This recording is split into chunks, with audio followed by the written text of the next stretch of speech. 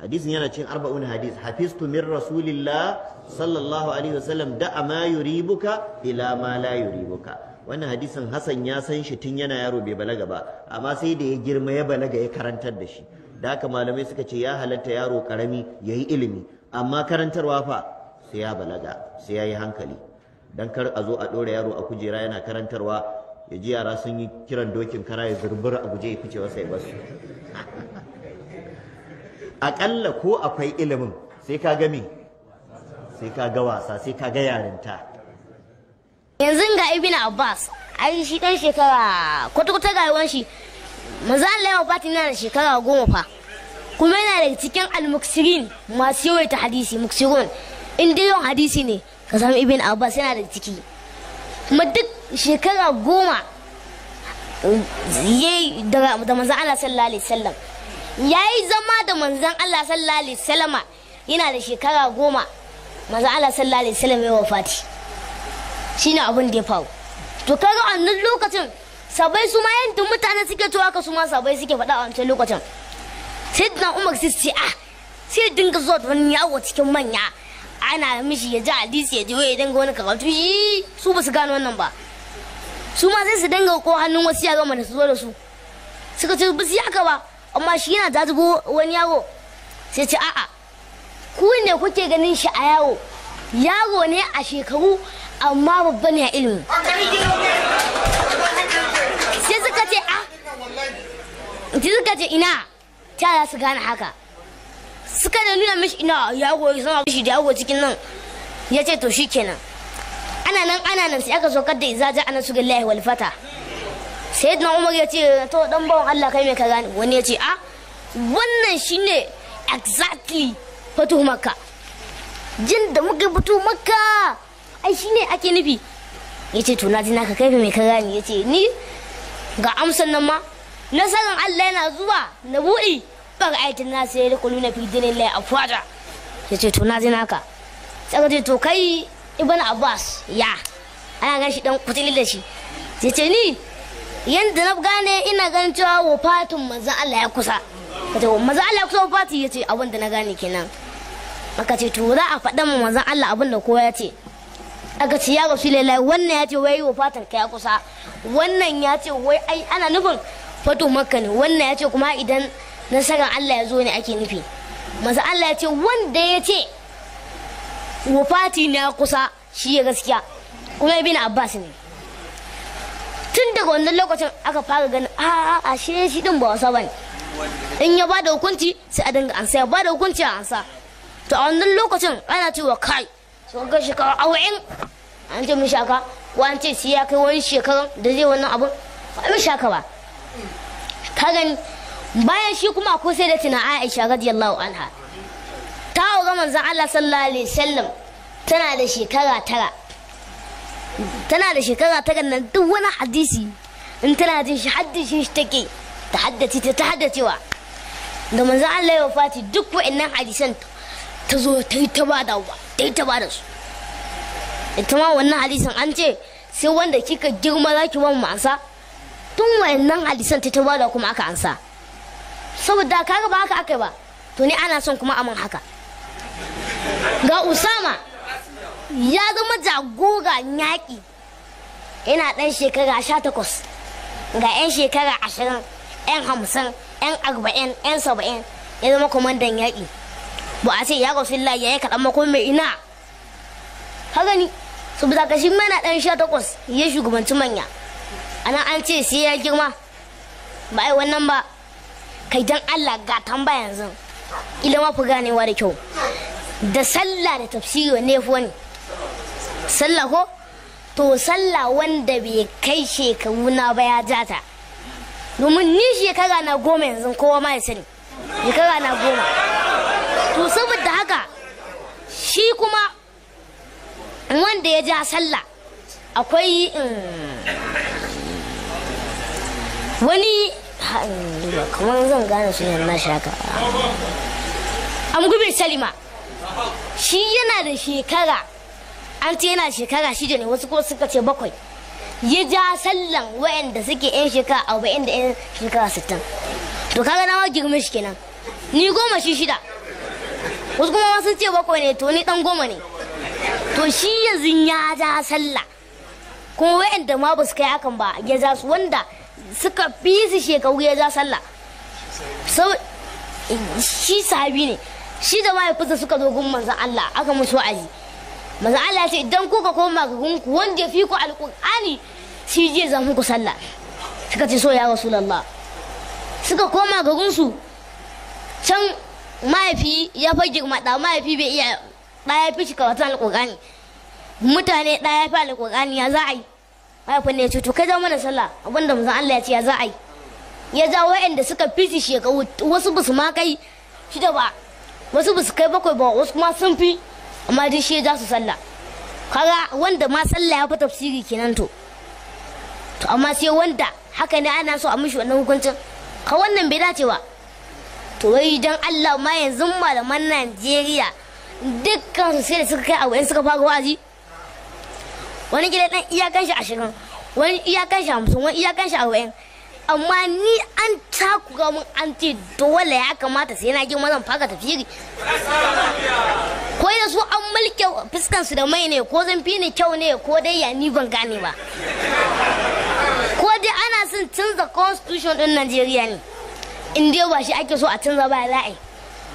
In ban da nasu ma a ina shari'a ta ce mutum ba zai wa'azi ba sai ya kai shekara sai ya girma, na aka yi wannan hukuncin ba a yi ba. Ba a Najeriya suke faɗa haka ba, ai su hutu za su yi ba su sani ba su.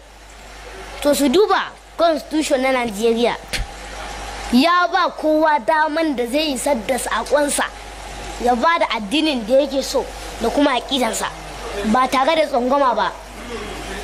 In mutum yana sai yin gasgata hakan ya je section 38 da 39 an faɗa wannan magana a constitution ɗin Najeriya. Kuma mutum yana ganin ba haka bane, an ba kowa daman da zai yi wa'azinsa da zai kira addini ba tare da wani tsangwama ba. Akwai wani yaro da muke gani a Zaria ana dora shi akan kujera ko wai young shek ake cewa. Ilimi da yarinta ba laifi bane, amma karantarwa fa sai an yi girma, domin ko da ilimi sai da natsuwa. innal umura idhil ahdasu dabbaraha duna shiyukhi tarafi ba'daha al-khalala. Shi al'amari in dai yara ne za su yi shi babu manya to sai kaga kwan gaba kwan baya a cikinsa, sai an samu matsala.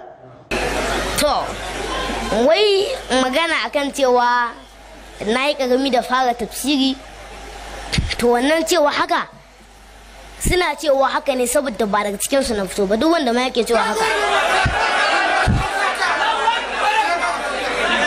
Domin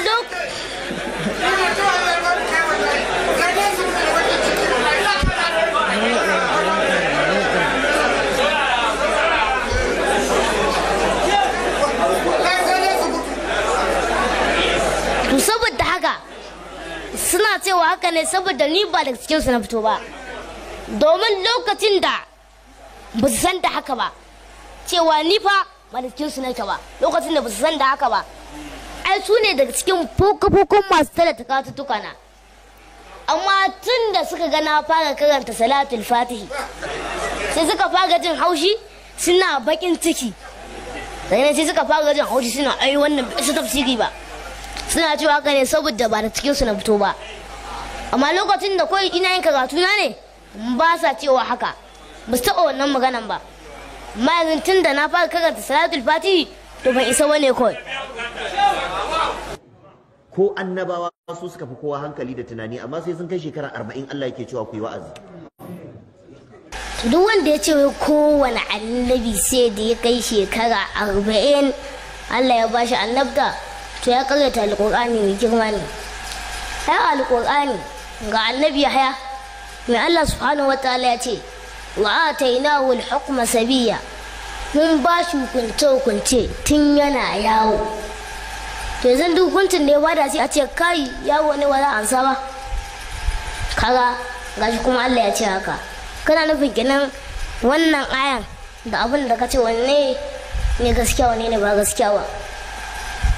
Yanzu annabi Isa mai Allah ya ce su wa'an mutana maman sayyidina maman annabi Isa me suka ce mata, qalu kaifa nukallimu man kana fil mahdi sabiya, qala inni abdullahi atani alkitaba wa ja'alani nabiyya wa ja'alani mubarakan aina ma kuntu wa awsani bis salati waz zakati ma dumtu hayya.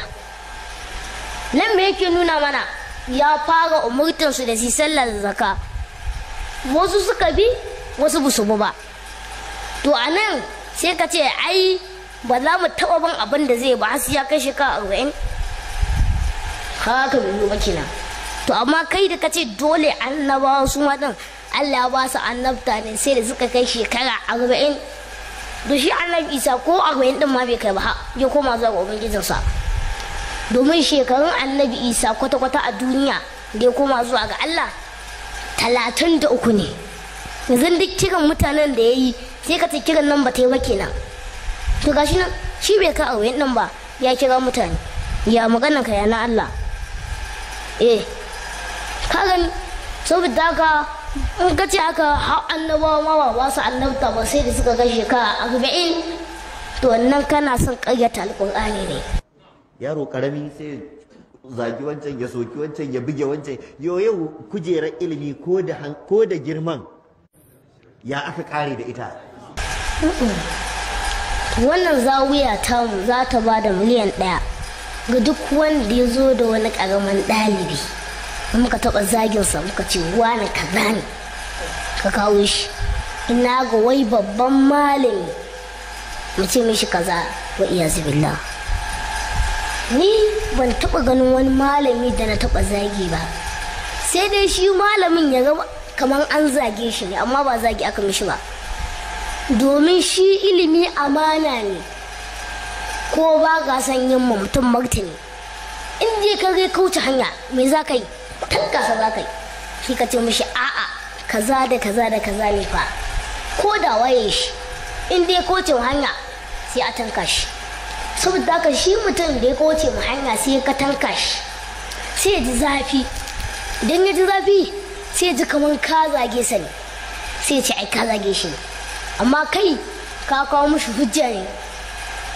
Kuma mutum yana tunanin haka ne musamman idan ka fi shi kafin waje, ka kawo mishi wannan ka kawo wannan ka kawo wannan zai ka fi shi kafin waje, sai ce a wannan zagi na yake saboda gashi ya ce da kaza har da kaza, sai ya ga kamar wani kai kana zage shi ne amma ba zagi ka mishi ba. To kuma in da gaske ne yake yi me zai yi? Sai ya ƙara zuwa da wata hujja, kai ma sai ka ƙara zuwa da taka. Allah subhanahu wataala ya ce qul hatu burhanakum in kuntum sadiqin, ku zo da hujjojinku in dai da gaske kuke. To kai ma in dai kana da gaskiya kaga an fika ƙarfin hujja sai ka zo da wata hujja. Amma ni ban taɓa zagin wasu manyan malamai ba, ina gama wasu ɗalibai. Saboda haka mutum ne shi ne zai ga kamar an zage shi saboda an fi shi ƙarfin hujja. Maganar addini ba kamar maganar kasuwa ba ce ko wata magana ta daban. Ofishin Allah ne fa, Allah ake wakilta a ce ya ce bai ce ba. Wannan baya buƙatar kimtsi da shiri. Kai dan Allah ga tambaya yanzu ilama fi ganewa da kyau, da sallah da tafsiri wanne fi wani? Sallah ko? To sallah wanda bai kai shekaru na ba ya jata, domin ni shekara na 10 yanzu kowa ma ya sani shekara na 10. To saboda haka shi kuma wanda ya ja sallah akwai Amgubin Salima, shi yana da shekara, an ce yana shekara 6 ne, wasu ko suka ce 7, ya ja sallan wayanda suke yan shekara 40 da yan shekara 60. To kaga nawa girme shi kenan, ni 10 shi 6, wasu kuma sun ce 7 ne, to ni dan 10 ne. To shi yanzu ya ja sallah, kuma wayanda ma ba su kai hakan ba ya ja su, wanda suka fi su shekaru ya ja sallah. Shi sahabi ne, shi da mahaifinsa suka zo gun manzon Allah aka musu wa'azi. Manzon Allah ya ce idan kuka koma ga gunku wanda ya fi ku alƙur'ani shi zai zama muku sallah. Suka ce so ya Rasulullah. Suka koma ga gunsu, can mahaifi ya fa girma da, mahaifi bai iya, ɗaya fi shi karatun alƙur'ani, mutane ɗaya fi alƙur'ani, ya za a yi? Mahaifin ne ya ce to kai zama mana sallah, abinda manzon Allah ya ce ya za a yi? ya ja wa'anda suka fi su shekaru, wasu ba su ma kai 6 ba, wasu ba su kai 7 ba, wasu kuma sun fi, amma duk shi ya ja su sallah. Kaga wanda ma sallah ya fi tafsiri kenan to amma sai wanda haka ne ana so a mishi wannan hukuncin, ka wannan bai dace ba. To wai dan Allah ma yanzu malaman Najeriya dukkan su sai da suka kai a wayan suka fara wa'azi. Wani gida dan iyakan shi 20, wani iyakan shi 50, wani iyakan shi 40, amma ni an takura mun an ce dole ya kamata sai na girma zan fara tafsiri. Ko da su an mulke fuskan su da mai ne, ko zan fi ni kyau ne, ko dai ya ni ban gane ba, ko dai ana son canza constitution din Najeriya ne, in dai ba shi ake so a canza ba ra'ayi. In ban da nasu ma a ina shari'a ta ce mutum ba zai yi wa'azi ba sai ya kai shekara sai ya girma.